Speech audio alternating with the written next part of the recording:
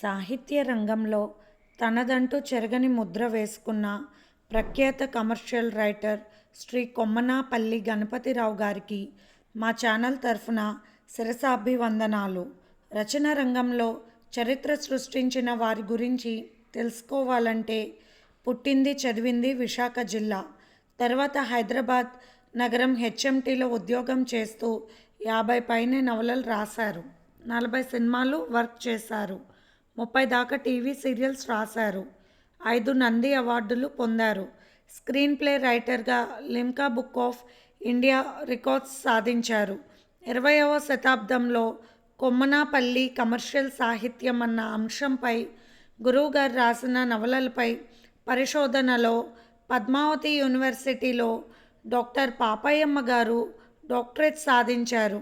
అది ఆయన నవలల యొక్క చెరగని బంగారు చరిత్ర అనుకోవాలి. అటువంటి మేధస్సు కలిగిన వారు.